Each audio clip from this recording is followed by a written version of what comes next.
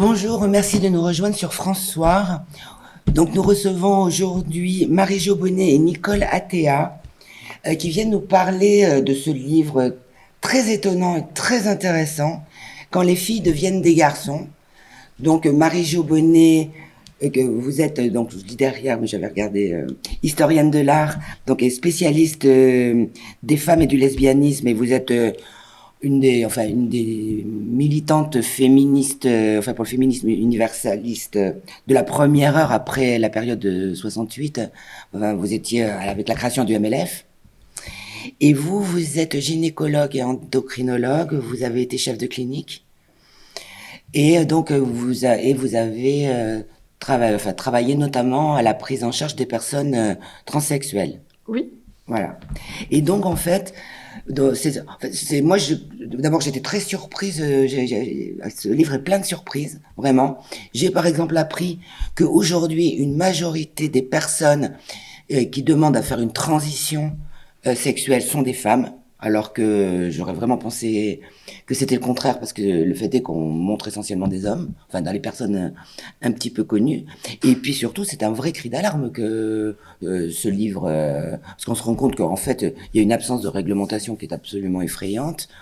Enfin, avec des jeunes personnes, des adolescents qui sont poussés à des actes qui peuvent être dangereux et voire irréversibles, de façon extrêmement légère.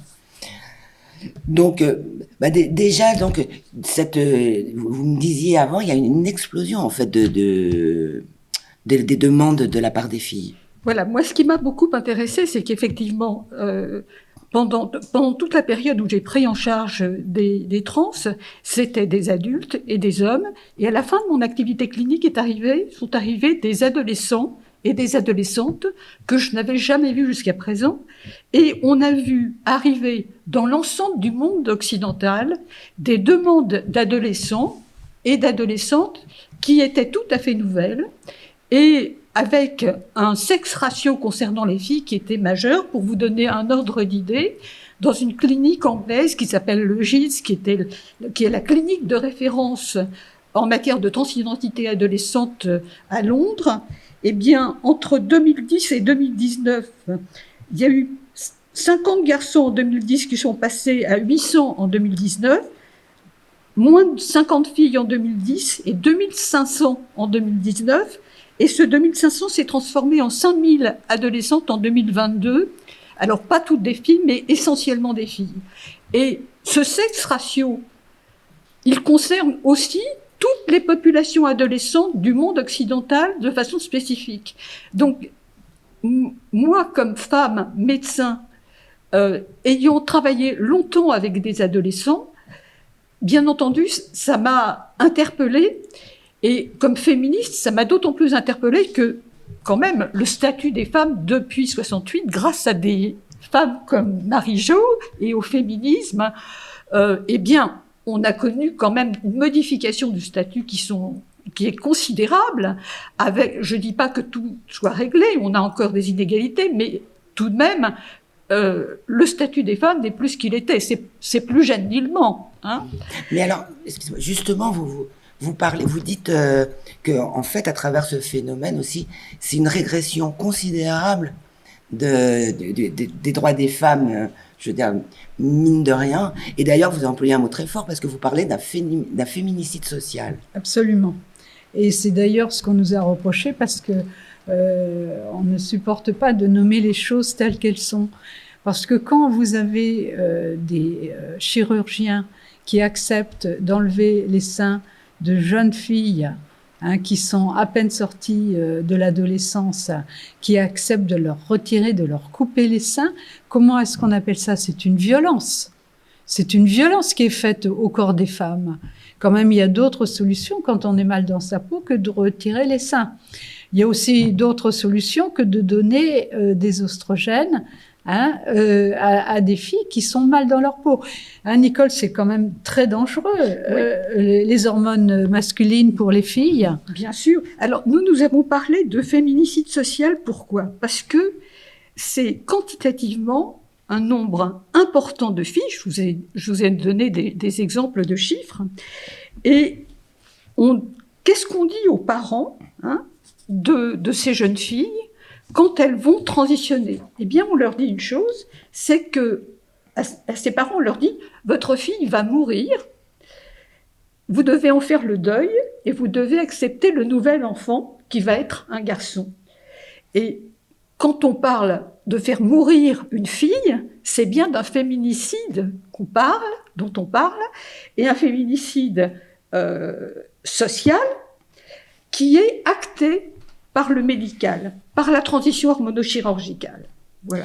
Alors, on reviendra après sur, en fait, sur les conséquences, mais on va déjà, parce que vous en parlez beaucoup, des causes. On va venir déjà aux causes de ce phénomène qui est massif, parce que, en fait, vous déclinez plusieurs raisons. Vous, déjà, le fait que reste une lesbiennophobie, donc en fait une homophobie, mais dirigée vers les femmes, qui est encore latente et donc plus ou moins inconsciente, qui fait que des filles qui pourraient avoir une attraction sexuelle vers d'autres filles ont du mal, sont en grosse difficulté. Vous parlez aussi de l'impact des réseaux sociaux, vous parlez de pression médicale, enfin, donc j'aimerais bien que vous développiez un petit peu toutes ces causes qui sont développées dans ce très intéressant livre que vraiment il faut lire.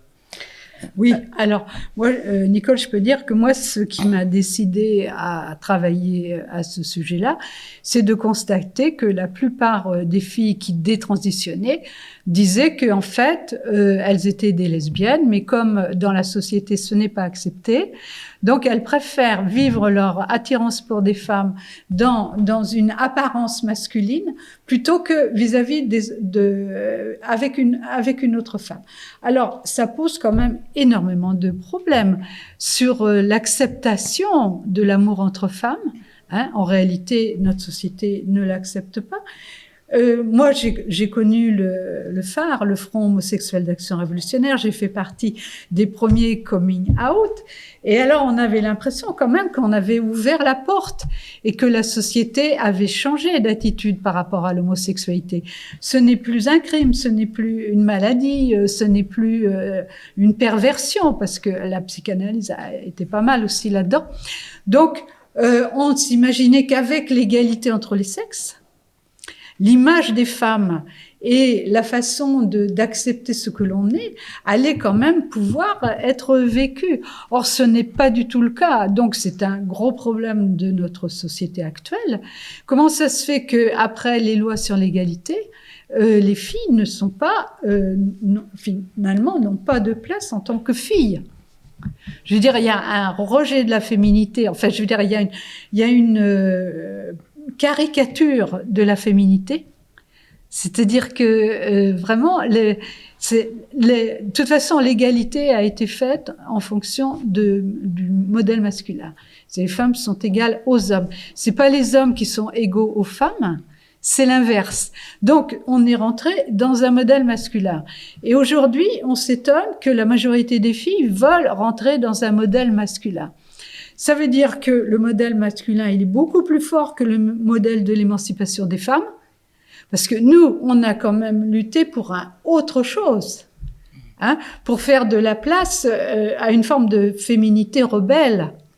Je veux dire, la féminité, c'est pas se mettre du rouge à lèvres et de se mettre et d'avoir des talons hauts comme ça, comme on le voit à la télévision. La féminité, c'est quelque chose de très différent. C'est-à-dire, c'est le fait de s'accepter dans son être femme. Je nais femme et je vais m'accepter. Et après, je peux devenir un homme, comme disait Georges Sand dans une lettre à Flaubert, c'est très marrant. Maintenant que je ne suis plus une femme, je peux devenir un homme. C'est extraordinaire, hein. Donc, si vous voulez, il y a un problème de représentation des femmes. Et aujourd'hui, je veux dire, avec tous les problèmes de violence contre les femmes, où on vous présente les femmes comme des victimes de la violence masculine, je veux dire, il n'y a plus de place pour les filles qui ne se reconnaissent pas là-dedans. Donc, c'est pas étonnant qu'elles veulent devenir des garçons. Je veux dire, mais moi, je vais ajouter que c'est pas la première fois. Quelle femme n'a pas rêvé de devenir un garçon? Moi, quand j'étais enfant, j'étais garçon manqué. Pourquoi? Parce que j'étais une petite fille différente. Donc, vous voyez, la différence, chez les filles, on la met du côté du masculin. On ne dit pas qu'on est une fille réussie, on dit qu'on est un garçon manqué. Hein? Donc, on est encore là-dedans dans notre société, ce qui est quand même très étonnant. Pourquoi? Parce qu'on a gagné la guerre des droits, hein, l'égalité, on l'a gagné, l'égalité avec les hommes, mais on n'a pas gagné la guerre culturelle. Oui. Parce que on est dans un problème culturel et dans un problème économique. Parce que l'industrie pharmaceutique, c'est elle qui bénéficie de la transition de genre, puisque ce sont des clients à vie. Hein, si vous prenez des hormones, vous en prenez jusqu'à votre mort. Ouais. Donc, on a affaire à un système économique. Je veux dire, c'est ça, c'est pas uniquement culturel, c'est aussi économique. C'est quand même très grave ce qui se passe. Oui, d'ailleurs, vous dites que ça s'inscrit dans cette espèce de néolibéralisme. C'est ça. Et puis, et vous expliquez aussi que même, par exemple, un mouvement comme le mouvement MeToo, qui a été bénéfique, évidemment, pour avoir libéré la parole, ceci dit, ça participe à créer une société qui est extrêmement anxiogène pour les jeunes filles. La pornographie également, et les modèles de violence sexuelle dans la pornographie, ça montre des femmes qui sont complètement, pour certaines adolescentes, c'est complètement dégoûtant ce qu'on voit, et c'est des filles qui n'ont pas du tout envie, qui ont très peur de s'identifier au féminin, parce que si aux femmes, hein, il peut leur arriver ça, alors comment éviter comment éviter que ça m'arrive? Oui. Eh ben, la réponse que certaines vont donner, c'est en devenant des garçons. Je voudrais juste revenir sur cette histoire de lesbianisme et d'homophobie intériorisée, qui est effectivement extrêmement importante. Et les nombres de témoignages de jeunes qui détransitionnent et qui s'affirment lesbiennes est extrêmement important. Et ça, c'est quand même assez extraordinaire, parce que quand vous entendez, par exemple, un professeur de psychiatrie éminent qui s'occupe des jeunes trans, il dit il faut renoncer à la tentation du pourquoi. Et quand on renonce à la tentation du pourquoi, on va certainement pas accompagner ces jeunes qui présentent une homophobie intériorisée à pouvoir l'exprimer, à telle enseigne que le GIDS, qui est ce centre britannique dont je vous avais parlé tout à l'heure, eh bien, les médecins du GIDS disaient entre eux, en rigolant, mais bientôt, il y aura plus d'homosexuels avec ce qu'on fait. Ça veut dire que, d'une certaine façon, la transition pour un certain nombre de jeunes, c'est quasiment une thérapie de conversion pour fabriquer, j'allais dire, la normalité. La normalité, oui. Une normalité d'orientation sexuelle. Oui. Recréer un couple, voilà, une forme une norme. Voilà. Parce que la puissance de la norme, on espérait avoir quand même fait éclater les normes avec le mouvement de libération des femmes. En fait, c'est quand même ce qui s'est passé. Ça a permis, dans les années 70, ce sont des années de liberté pour les femmes. On n'est plus du tout là-dedans. On n'est plus du tout dans la liberté. Aujourd'hui, il y a deux modèles, le masculin et le féminin. Et ce sont des stéréotypes qui sont renforcés par les trans. Hein? Je veux dire, c'est la force des stéréotypes, c'est encore plus fort, oui, parce que l'histoire. En fait, paradoxalement, aussi ce que vous expliquez, c'est que finalement, alors, sous l'apparence d'une forme de modernité et de transgression, en fait, il y a une espèce de retour en arrière pour recréer quelque chose qui est quasiment réactionnaire, enfin. Absolument. Et hyper conventionnel par-dessus le marché, parce que on est vraiment dans la convention des années 50. Absolument, ce n'est pas du tout progressiste. Et vous voyez, il y a eu une loi sur la thérapie de conversion, il n'y a pas si longtemps. Cette loi sur la thérapie de conversion, elle n'a pas du tout réfléchi sur une problématique comme celle-là. Qu'est-ce qu'on fait avec ces jeunes qui, par la transition, alors qu'ils sont homosexuels vont être rendus transsexuels, Normaux. alors Normaux, même quoi. qu'on va, je veux dire, quand on est homosexuel, on n'a pas besoin, justement, comme dit Marie-Jo, quand on est homosexuel, on n'a pas besoin de médicalisation. C'est une problématique d'orientation, ça n'est pas une problématique médicale. Alors que on transforme de jeunes homosexuels En bonne santé. en trans qui sont, En bonne santé. en trans qui En bonne sont santé. hyper médicalisés, avec des actes extrêmement violents, des traitements qui ont des conséquences non négligeables sur leur santé. C'est quand même une problématique sociale où on aimerait bien qu'effectivement, par exemple, les légistes qui se sont occupés de la mise en place de la thérapie de conversion s'intéressent à la problématique de la transition des jeunes homosexuels. Oui, d'ailleurs, bon, on reviendra après sur les causes, et puis il faudra aussi justement sur toutes ces personnes aujourd'hui, parce qu'on commence à les voir arriver comme c'est quelque chose d'assez récent, ceux qui regrettent et qui détransitionnent, ils arrivent maintenant. C'est pour ça que d'ailleurs il y a aussi toutes ces études qui sont possibles aujourd'hui, qui n'étaient pas possibles. Mais juste en préalable, parce que ce qui est aussi extrêmement choquant en lisant votre livre, c'est la désinvolture avec laquelle certains médecins poussent des adolescents. Parce que c'est pareil, moi je croyais qu'il fallait obligatoirement être majeur, pas du tout. Mais donc pousse des adolescents en fait à prendre des traitements sur lesquels finalement on n'a aucun recul. Alors ne parlons même pas des chirurgies qui ont des conséquences qui sont définitives et irréversibles. Parce que contrairement à ce qu'un médecin dit dans votre livre, c'est pareil, moi j'étais stupéfaite. Oh, c'est pas grave si on leur coupe les seins, si elles regrettent, ils pourront toujours s'en faire mettre des nouveaux, des faux. Non, ça veut dire que la transition de genre, c'est le cheval de Troie du transhumanisme. Parce que c'est ça le problème. Le transhumanisme, vous allez avoir un cybercorps. C'est-à-dire que les seins sont enlevés, on va en mettre des nouveaux. Vous n'avez pas de souci, on va vous mettre une puce dans le cerveau, etc. Je veux dire, c'est ça quand même qui est en train de faire. C'est une atteinte au corps des jeunes.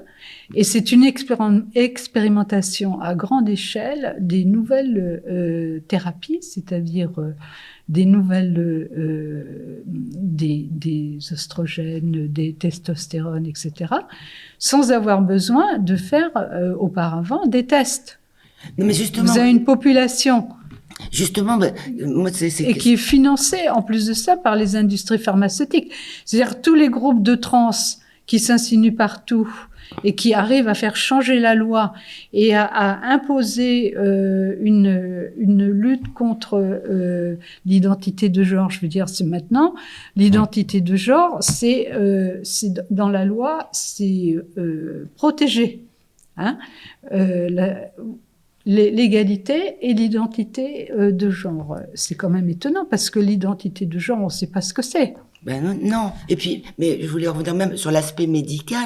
Au-delà de ça, enfin, par exemple, on sait que la pilule, c'est pas bon pour la santé. Absolument. On sait qu'il y a des risques cardiaques qui sont associés. Enfin bref, on sait que c'est pas bon pour la santé. Alors moi, je me disais, mais bon sang de bonsoir, les médecins, enfin, on n'a pas de recul. Ils doivent bien quand même se poser la question des conséquences de prendre des hormones, et puis en grosse quantité en plus, toute sa vie. Enfin, est-ce qu'on va pas découvrir dans 20 ans que je sais pas, des épidémies de cancer ou de... Alors vous savez, toi tu as travaillé sur la ménopause. Alors on a déjà on sait déjà beaucoup de choses. Hein, on sait déjà beaucoup de choses. On sait déjà beaucoup de choses sur les conséquences des bloqueurs de puberté. On sait, alors que tout le mouvement trans affirme en permanence que les bloqueurs de puberté, c'est réversible. Il y a plein d'actions qui ne sont absolument pas réversibles, avec par exemple des troubles sexuels et des anorgasmies qui peuvent concerner, qui ont des adolescents traités ensuite par les hormones sexuées et qui peuvent concerner ces anorgasmies. Elles vont durer toute la vie. Donc ça va être une amputation de la vie sexuelle d'un certain nombre de jeunes qui auront été traités comme adolescents et qui vont avoir à à porter, j'allais dire, une double peine, celle d'être trans et celle d'être et celle d'avoir des troubles de sa sexualité, des troubles de sa fertilité, etc. Et est-ce que je peux ouvrir une parenthèse? Moi, ce qui m'a absolument frappée, j'ai une amie qui a pris de la testostérone pendant 8 mois, et elle m'a raconté que son clitoris avait triplé de volume. Ouais, c'est vrai. Or, elle est lesbienne. Donc, vous imaginez ce que ça veut dire quand un clitoris a triplé de volume, et elle me disait qu'elle avait mal en permanence. Et donc, elle n'avait plus de désir. Donc, vous voyez, ce qui est quand même extraordinaire, c'est que c'est une proposition qui va tuer le désir des filles. Ouais. Alors que nous, dans les années 70, quand on a lancé le mouvement de libération des femmes, ça a été une levée de censure du désir des femmes. Et là, le désir des femmes, on n'en parle plus. On ne parle que de la violence masculine. Vous voyez, on se dit, mais où est le désir? Et est-ce que, en prenant des médicaments, vous avez plus de désir? Donc, c'est quand même, moi, je trouve assez grave, parce que le désir, la sexualité, c'est une énergie. Bien sûr. Hein, c'est ce qui vous permet d'aller dans l'existence sur vos 2 jambes et fier de vous. Et là, on est en train de tuer toute une génération. Et puis pour revenir aussi aux causes. Alors vous m'expliquiez quand on préparait au téléphone que il y avait une. Alors déjà que en fait c'était pas tant de devenir un garçon qui était exprimé qu'un mal-être d'être une femme, enfin d'être une fille. Vous expliquiez que c'était notamment dû à des perturbateurs endocriniens qui ont créé des pubertés qui sont beaucoup trop précoces et qui sont difficiles à assumer, et que après justement avec les personnes qui détransitionnent en tout état de cause, il s'avère que cette volonté de changer de sexe, c'était en fait juste une volonté de se défaire de malaise avec des causes multiples ou des psychopathologies à l'adolescence. Alors, les détransitionneuses, moi je me suis beaucoup inspirée des travaux sur les détransitionneuses qui sont extrêmement intéressants, parce que c'est des filles qui ont énormément réfléchi sur ce qui leur est arrivé. Elles ont voulu comprendre et elles nous transmettent un petit peu ce savoir, et c'est extrêmement intéressant. Dans les 2 études Princeps, ce qu'on voit, c'est que 40 à 70% des filles disent que ce n'était pas leur problème, ça n'était pas le genre, ce n'était pas de devenir un garçon, et que pour 60% d'entre elles, à 70% d'entre elles, la dysphorie s'explique par les psychopathologies, et c'est là que je veux en venir, parce que je pense que le facteur majeur aujourd'hui de cette épidémie de demande de transition chez les filles, elle est liée à la détérioration de la santé mentale adolescente, et en particulier chez les filles. Les filles qui ont une très mauvaise image d'elles-mêmes, beaucoup plus que les garçons, qui ont une dépressivité beaucoup plus importante que les garçons, qui ont des dépressions beaucoup plus fréquentes que les garçons, qui ont des tentatives de suicide avec des chiffres absolument incroyables, 30% en 2017 chez des filles de 15 ans, et ça n'a fait qu'augmenter depuis, avec maintenant des sex ratios, alors qu'ils étaient 1 sur... de 1,5 sur 1, des sex ratios qui sont de 3,5 ou de 4,8. Vous voyez, presque 5 fois plus de tentatives de suicide chez les filles. Donc c'est absolument énorme. Et ces tentatives de suicide, dit un psychiatre, elles viennent marquer les problèmes identitaires de ces jeunes et leur manque d'appartenance. Et pour les jeunes trans, c'est exactement de ça qu'il s'agit. Alors, dans les autres problèmes, vous savez très bien que les troubles du comportement alimentaire, c'est 90% de filles. Il y a des problèmes psychiatriques qu'on a vus augmenter aussi. Vous savez très bien que l'autisme a augmenté, et en particulier chez les filles, les troubles de l'hyperactivité aussi. Donc, quand on voit une population, quand une population de jeunes trans est étudiée, elles sont porteuses de 60 à 90% des cas de psychopathologie ou d'affection psychiatrique. C'est donc, ce qui se passe, c'est que ces jeunes, ils refusent la psychiatrie. C'est très difficile d'être psychiatrique et dans des circuits psychiatriques adolescents. Et ils disent, finalement, à travers les réseaux sociaux, ils vont trouver des modèles de gens auxquels ils vont s'identifier par leur malaise du corps et leur difficulté à vivre. Et à ce moment-là, ils vont s'identifier trans. Et les réseaux sociaux jouent un rôle énorme aujourd'hui dans la problématique transadolescente, mais pas que transadolescente, dans les troubles du comportement alimentaire, dans les tentatives de suicide, dans des maladies très rares comme la maladie de Gilles de la Tourette. Donc on voit bien que les psychiatres qui s'occupent des trans ont très longtemps nié le rôle des réseaux sociaux. Il y en a qui le nient encore. Et pourtant, par exemple, dans les études de détransitionneuses, dans les témoignages de détransitionneurs, et il y en a plein Internet maintenant, ce rôle des réseaux sociaux, il est absolument majeur. Donc, vous voyez que et par ailleurs, justement, ce qui est assez intéressant, c'est que vous avez dans ces réseaux sociaux des jeunes qui disent, par exemple dans une vidéo qui s'appelle Hiérarchie dans Crazy Dan, la jeune dit être trans c'est plus fun que la psychiatrie. Hein? Donc vous voyez bien que il se passe quelque chose là d'une prédominance, d'une prééminence de ce qu'on appelle une comorbidité qui joue un rôle majeur. Et ce que disent ces filles détransitionneuses, c'est que très nombreuses d'entre elles disent qu'elles n'ont pas été prises correctement pour leur traumatisme, leur séquelles de violence sexuelle, etc. Voilà, c'est ça. En fait, avec le recul, elles disent que finalement, elles auraient eu besoin d'une prise en charge psychologique ou psychiatrique, qu'en fait, vous nous expliquez que les médecins leur refusent. C'est-à-dire, et qui présentent la transition comme une espèce de panacée. Vous allez pas bien, ils disent aux parents, votre enfant va pas bien, c'est parce que il faut qu'il change de sexe, en plus, sinon il va se suicider. Alors, je ne le dis pas comme ça. Non, mais je dis pas comme ça.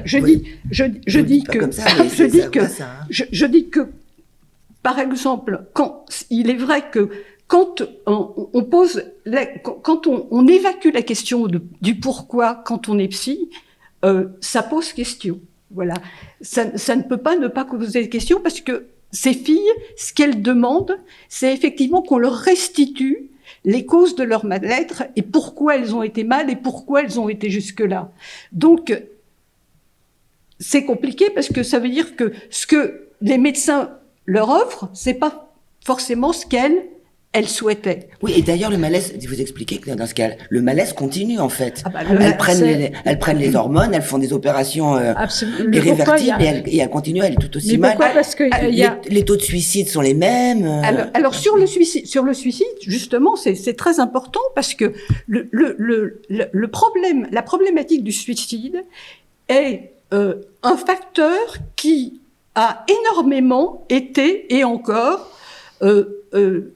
utilisé par les médecins pour les parents pour dire si vous acceptez pas, vous allez avoir un enfant mort. Voilà. C'est du chantage. Oui, c'est les médecins qui font du chantage au suicide. Or, on avait déjà des études qui montraient que la problématique de tentative de suicide et de suicide des adolescents, elle était essentiellement liée à leurs affections psychiatriques et leur psychopathologie. On sait très bien que le facteur majeur de tentative de suicide, en particulier à l'adolescence, c'est les psychopathologies et les affections psychiatriques.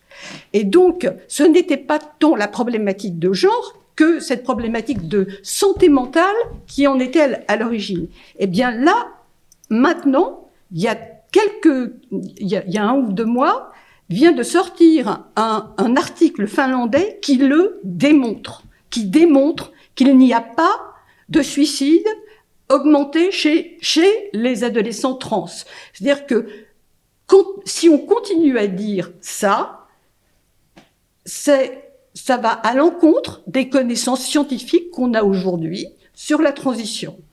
Et c'est très important de le savoir parce que c'est des choses qui peuvent rassurer des parents qui peuvent se dire peut-être que mon enfant, avant d'être traité médicalement, On peut, ce att- serait. voilà. On Oui, peut mais attendre. On peut attendre et regarder, il va pas se suicider Et demain on plus peut- que les autres. Voilà, on peut attendre, on peut lui proposer d'autres choses que Oui, des mais médicaments, des choses irréversibles. Et Nicole, c'est un problème général du système médical parce que on est quand même aujourd'hui dans un rapport à la maladie où on préfère donner des médicaments plutôt que d'avoir une recherche psychique sur qu'est-ce qui va pas bien, j'ai mal à l'âme, etc. Parce que c'est bien ce qu'ils disent. Hein. Ils sont à la recherche de l'identité perdue. Mon corps, je suis né dans le mauvais corps. Hein, donc, ils sont à la recherche de l'origine, d'une origine. Et c'est une origine qui n'est pas biologique. Hein, puisque sont nés homme ou femme, ils le rejettent. Donc, qui suis-je? Je veux dire, derrière tout ce problème médical, hein, qui se met à la place d'une réflexion psychique, enfin, je veux dire, de soigner les âmes. On est dans une société où il n'y a plus d'âme, les gens n'ont plus d'âme. Puis Et ils souffrent. Oui. Au-delà de ça, quand même, la question même se pose. Donc, je veux dire, avec ces médecins qui proposent des traitements qui sont dangereux. Enfin, je veux dire, il n'y a même pas besoin d'être médecin pour se le dire. Oui, c'est au coin du bon sens, qui propose des mutilations, parce que je suis désolé, mais je veux dire, si on ampute quelqu'un sans raison, en fait, enfin, un organe qui n'est pas malade, c'est une mutilation, c'est une forme Absolument. de mutilation. Donc, surtout, je veux dire, on enlève un utérus, et puis après, si on se dit, bah tiens, finalement, bon, on peut plus avoir d'enfant. On va congeler les ovocytes. Oui. Je veux dire, c'est tout un. Oui. Je veux dire, c'est tout un ensemble. C'est toute une conception du corps humain qui est. Mais moi, je me pose la question. Ces médecins-là, qui vont pousser à des gestes aussi imprudents, en fait, pourquoi? Je veux dire, c'est ce que je vous demandais avant. Est-ce qu'ils sont complètement stupides? Est-ce qu'ils sont complètement corrompus? Enfin, j'en sais rien, là, pas du gain. Quelle est la raison? De la même façon que vous dites qu'après, il y en a quand même, quand les jeunes essayent de détransitionner, puisque c'est ce qui arrive maintenant, il y a quand même de très gros freins, y compris chez certains médecins. Bon, on parlera après d'un plus de cette espèce de pression sociale qui pousse d'ailleurs les gamins à se dire que finalement ils sont pas comme voilà, ils ont pas le même sexe, ni une réalité biologique finalement. Voilà, exactement. C'est tout. Hein. Mais aussi par-dessus le marché, ceux qui regrettent leurs gestes prennent très cher aussi. Mais donc ces médecins, pourquoi? Alors, je pense que tout le monde, je pense qu'il y a une diversité de médecins et tout le monde ne travaille pas de la même façon. Il y a un certain nombre de gens d'abord qui travaillent bien, qui prennent du temps, qui essayent de proposer une psychothérapie. Je dis essaye de proposer une psychothérapie, c'est parce qu'on peut proposer une psychothérapie, mais elle n'est pas toujours acceptée par le patient. Ça peut dépendre aussi de la façon dont c'est présenté. Il y a des gens qui font un travail tout à fait raisonnable. Non, mais moi, je vous parle de ceux dont vous parlez. Oui, mais Ceux Nicole, qui font pas un travail raisonnable. Oui, non. Mais maintenant, il y a des gens qui travaillent. Il y a des gens qui, aux États-Unis, par exemple, très clairement, travaillent sur une pression financière importante quand on voit l'explosion du nombre de centres de genre aux États-Unis et les coûts que ça représente pour les patients et les bénéfices pour les médecins. Il est évident que il y a un business. Il y a pour certains d'entre eux un business. une patientèle Oui, parce que nouvelle qui se crée. Ah bah Parce que oui. c'est des millions de dollars. Ça quand même. rapporte. Ah, ça, C'est énormément d'argent. Des centaines, quand vous voyez des centaines de cliniques aux États-Unis et le nombre de patients traités, c'est beaucoup de dollars. C'est rentable. Et j'avais vu, c'est Pauline Arrighi qui a dû regarder ça, les chiffres en dollars des revenus de la transition. Donc, c'est vrai qu'il y a des gens comme ça, puis il y a des gens qui sont dans une idéologie, qui scelle des associations de transition qui disent la transidentité, ce n'est pas une maladie, c'est un choix. Ils veulent en référer à l'homosexualité par rapport à ça, ce qu'on a dit de l'homosexualité, et il n'y a pas besoin d'évaluation psychiatrique pour ça. Chacun peut avoir droit à sa santé sexuelle. Et l'OMS, effectivement, a mis la transidentité dans la santé sexuelle et les besoins liés à la transidentité dans les besoins de santé sexuelle. Oui, mais attendez. Oui, mais ça, alors, c'est bien attends. joli parce que au-delà de ça, de la santé sexuelle, tout ce que vous voulez. Mais à 21 ans, à 25 ans, éventuellement faire ce choix, c'est une chose.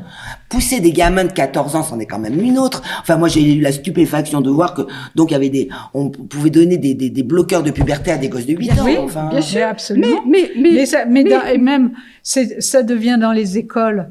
Je veux dire, il y a tout un courant favorable à la transidentité, même sans demander l'accord des parents de changer de prénom. Donc ça, c'est le premier pas. Et puis après, vous allez faire blocage de puberté, etc. Donc c'est quand même toute notre société qui est malade. Mais Il faut bien le dire quand même. Mais c'est Je veux dire, pardonne-moi. elle est malade de la norme, parce que eux, ce qu'ils disent, on n'est pas malade, hein, on est normaux, et ils veulent rentrer dans la norme et dans la loi. Oui, mais et puis en plus, alors il y a c'est quand même un problème. Ces idéologues, ces médecins idéologues transaffirmatifs, ça s'appelle comme ça, eh ben, ce sont eux qui font ça. Ce sont eux qui peuvent mettre en place tout ça. Il y a quand même un moment où, je vous dis, la faute médicale, on peut parler Absolument. va tellement, je veux dire, Absolument. contre le bon sens. Il y a une responsabilité. Enfin, l'idéologie, c'est un petit peu court quand Il y a même. une responsabilité. Je vous assure que l'idéologie, c'est pas court, parce que ça concerne beaucoup de gens, et que les associations jouent un rôle très important là-dedans, et un certain nombre de médecins sont complètement partie prenante de ça. Il y a des bouquins au Canada, par exemple, un bouquin qui montre bien ça, qui est un bouquin de l'idéologie trans, et qui montre comment la pratique transaffirmative, c'est comme ça. Oui, mais il y a un problème de conscience professionnelle quand même. Mais oui, enfin. Je veux dire, c'est quand même mais je pense élémentaire. Que ces gens, mais oui, mais bien sûr, il y a la pression. Vous pouvez imaginer que ces gens. Mais enfin, on peut dire non. Nous, pensent que ce qu'ils font, c'est bien. Ils pensent que ce qu'ils font, c'est bien. Non, mais et que quand on dit nous, pardonne-moi, et que quand on dit nous, il faut attendre. On a plein de chiffres pour montrer qu'on peut attendre, que l'adolescence c'est pas le moment, que ces jeunes nous disent tout ce que je viens de dire. Et ben eux, ils vous disent, vous les maltraitez. Mais enfin, mais oui, mais on s'en fout de ce qu'ils nous disent. Oui, enfin, je veux dire, la réalité, elle est quand même là. Donc notre rôle à nous, aides médecins et moi, historienne, féministe. Hein, c'est de prendre position publiquement en disant qu'il y a quelque chose qui ne va plus du tout dans notre société. Oui, mais qu'on est dans une société qui déraille dans le statut des femmes, de la féminité, mais aussi dans le rapport à la normalité. Oui, parce que d'ailleurs, c'est un peu ce que je vous disais avant. Donc, avant qu'on commence l'interview, moi, il y a quelque chose aussi qui m'a beaucoup frappé et qui me fait penser, qui m'évoque vraiment ce qui s'est passé pendant le Covid.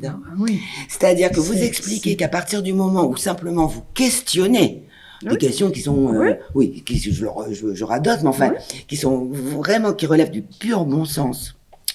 y compris sur le côté des définitifs, sur les dangers sur la santé, puis il peut y avoir les dangers à plus long terme, le fait d'être traité à vie, enfin vraiment le fait que commencer à l'adolescence, c'était ne pas interroger le malaise adolescent, c'est quand même curieux. Et d'ailleurs la preuve, c'est que maintenant arrivent tous ceux qui veulent détransitionner, que immédiatement vous vous faites traiter de transphobe.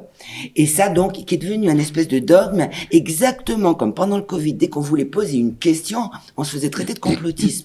Je retrouve ce même fonctionnement d'un anathème comme ça. C'est la chasse aux sorcières. Voilà. Un anathème qui est balancé pour on n'a éviter on n'a pas le droit d'exercer l'esprit critique. Mais aujourd'hui. Vous avez parfaitement raison, parce que moi je veux dire que je suis dans une position extra minoritaire, vous l'entendez bien. Oui. Bon, on est minoritaire. Avec parfois des critiques qui ont été d'une virulence extrême. Il faut que vous imaginiez actuellement que les gens qui tiennent la transidentité en France, les médecins qui tiennent la transidentité en France, qui ont tous les centres dont je vous ai parlé, etc., ils ont ce discours pratiquement tous transaffirmatif et ils te mettent au pilori. Être en dehors. Et ils vous disent d'ailleurs, nous, on est très prudents, il n'y a pas de problème. D'ailleurs, on n'a pas de détransitionneurs. Il commence à y en avoir en France, des détransitionneurs, et ils en ont pas eu énormément, ils en ont pas eu beaucoup jusqu'à présent pour une raison simple, c'est que ça a commencé tard en France, le traitement de la transidentité, 2014, et qu'il faut en gros, 10 ans, en 2014, il y avait très peu de gens, ils ont eu progressivement une montée en puissance du nombre de jeunes. Il faut plusieurs années avant de détransitionner. Les gens qui détransitionnent, ils ont 6, 7, 8, 9, 10 ans de transition derrière eux. Donc, les gens, les centres français, je pense que la détransition, elle est devant eux. Hein. Et il y a par exemple un film qui est le film de Anne Moya, qui s'intéresse à la détransition, qui montre, c'est des détransitionneuses françaises dont elle parle, et les détransitionneuses françaises dont elle parle, c'est des filles dont on n'a pas pris en compte le diagnostic psychiatrique. Voilà. Et pourquoi ces gens vont aussi mal d'une certaine façon après qu'avant? C'est que le problème essentiel, il n'a pas été pris en charge. Oui, et puis en plus, après, il y a des conséquences. La famille, je veux dire, ils reconstituent des sortes de familles. Les réseaux sociaux, c'est ça. Hein. Et une fois que vous mettez en dehors de la famille, eh ben vous êtes isolé, complètement isolé. C'est le problème des transitionneuses, hein, elles nous le disent. Hein. Vous expliquez les réactions, en fait, sont extrêmement violentes contre elles. Oui, elles n'ont pas le droit. Elles n'ont pas le droit parce que ça remet en cause le bien fondé de cette démarche.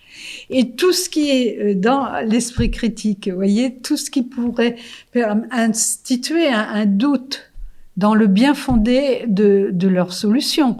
Et tout ça, c'est violemment rejeté. C'est ce qui explique. Moi, je pensais que le fait qu'il y ait un tel refus du débat, un tel refus de la discussion, ça montre bien que c'est de l'ordre du dogmatisme. Oui. Il faut pas laisser de place au doute.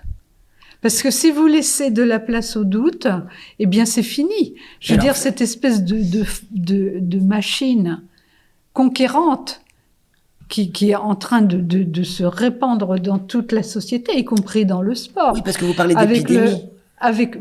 Dans le sport. Vous vous rendez compte que quand vous avez des male to female, c'est-à-dire des garçons qui sont devenus des filles, qui veulent participer aux compétitions féminines, donc ils sont d'emblée supérieurs physiquement. Et puis il y a des choses. Il y a un exemple d'ailleurs, moi, c'est pareil, qui est très qui m'a beaucoup choqué, qui est très frappant. Donc il me semble que c'est dans le rugby. Oui, donc c'est ça. C'est ça.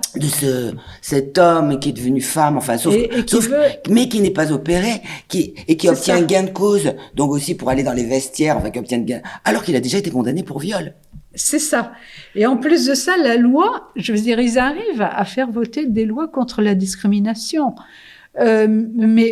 contre la discrimination des trans, mais ils s'inquiètent pas de discriminer les femmes. Ben oui. Donc, vous voyez, on est dans un contexte juridique contradictoire. On a des lois qui se contredisent. Parce que oui, parce que vous parlez même aussi d'ailleurs par exemple, de ces associations, et notamment de ces associations de femmes, de ces associations de lesbiennes, qui en sont réduites à changer leur statut en précisant femme née femme. Absolument. Mais à Marseille, par exemple, elles ont même été exclues du centre LGBT. C'est quand même très grave parce que vous avez le courant dominant LGBT. Maintenant, ce sont les trans qui sont dans le courant LGBT et ils excluent les lesbiennes, les féministes universalistes. Parce qu'on est contre la prostitution et contre, justement, la transidentité. Parce que, qu'est-ce que c'est que la transidentité? C'est nier le fait d'être née femme. Ça n'existe plus. Et d'ailleurs, le mot femme est complètement banni du vocabulaire. On parle maintenant des personnes à utérus. Je ne sais pas si vous vous rendez compte. Le planning familial est acquis aux idées trans et n'emploie plus le mot femme. Alors que le planning familial, c'est quand même la conquête du féminisme des années 70. Il a été fondamental, le planning familial. Donc, elles sont en train de déroger, si vous voulez, à ce qui a fait la force de cette association, confédération. Et même chez les néo-féministes, je veux dire, elles abandonnent le mot femme au profit de personne à utérus ou personne à pénis. Je ne sais pas si vous vous rendez compte. Le langage, je veux dire, vous savez, ça prête à sourire. Enfin, pour des gens de ma génération, si ce que vous racontiez n'était pas aussi dramatique et aussi dangereux, ça prête à sourire. Hein. Oui, mais ils y croient. Le pire, c'est que quand vous avez des jeunes qui présentent des projets de recherche, si elles emploient le mot femme, elles n'ont pas de subvention. C'est incroyable. Non, mais je vous assure, j'ai eu beaucoup de témoignages là-dessus. Alors juste, je voudrais dire un petit mot. Marie-Jo s'est emballée. On n'est pas contre les trans. On n'est pas contre la transidentité. On est contre les militants violents qui attaquent dans les associations LGBT, les féministes et ces femmes qui avaient lutté depuis les années 70 et étaient là depuis les années 70 sont remises en cause et sont expulsées. Oui, vous avez raison de préciser parce qu'en fait, ce que vous expliquez dans votre livre, c'est que un homme, un transsexuel homme, alors en plus comme dans le cas du rugby quand il est même pas opéré, mais en tout état de cause, ne peut pas, même s'il devient femme, ne peut pas se faire considérer comme lesbienne. Ah oui, parce que ça c'est la dernière trouvaille.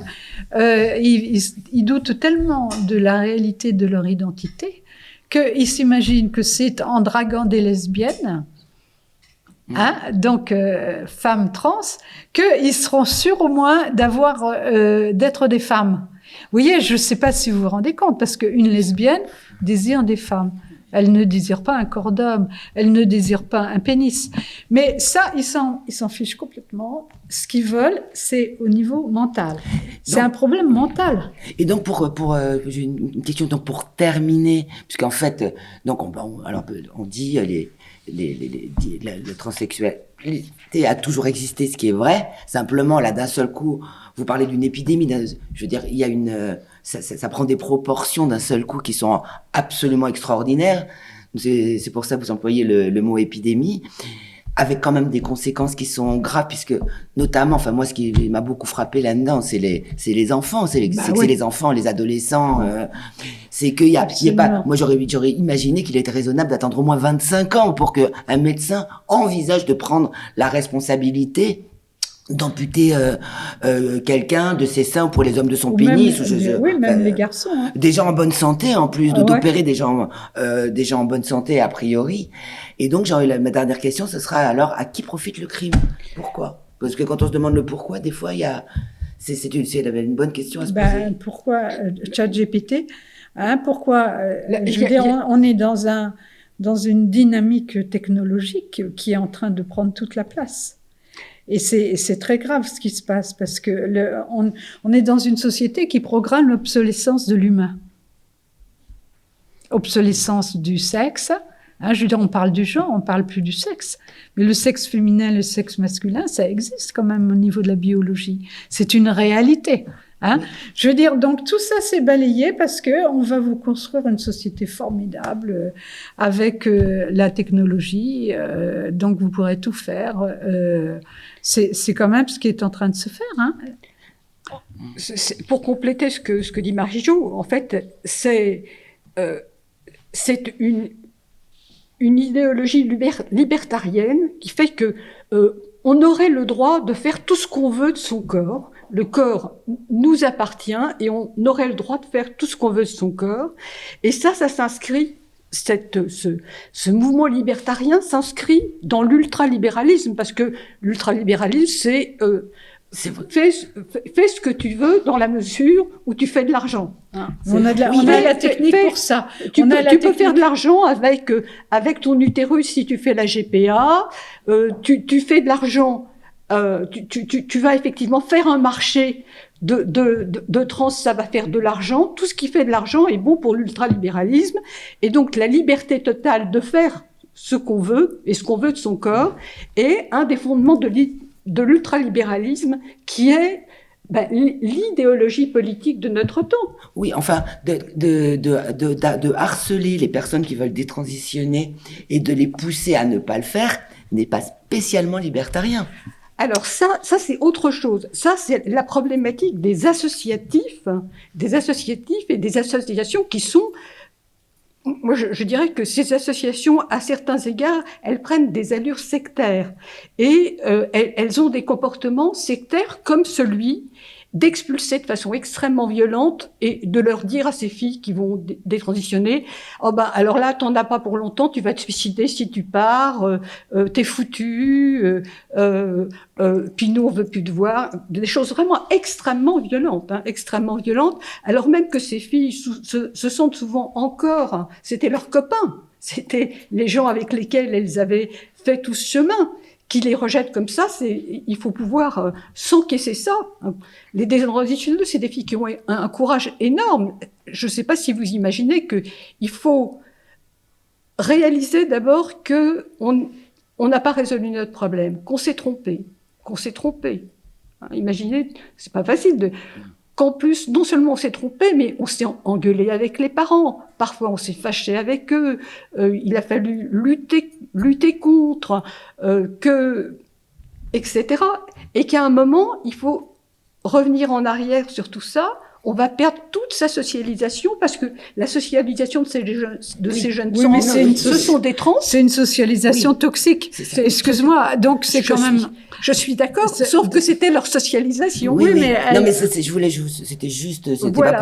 juste faire remarquer que, enfin, on peut faire ce qu'on veut de son corps, non, non. Mais il y a des limites. Voilà. Il y a des limites. C'est ce qu'elles vont apprendre. Malheureusement, à leurs dépens. Cette idéologie libertarienne n'est pas la mienne. Ah, j'ai bien compris. Non, bien sûr. Mais je pense que c'est important de comprendre ce qui s'y joue. Parce qu'on pourrait encore en parler. Parce que vraiment, il y a énormément de choses dans ce livre. Donc, il y a beaucoup de sujets qu'on n'a pas abordés. Moi, il y a des choses qui m'ont beaucoup frappé.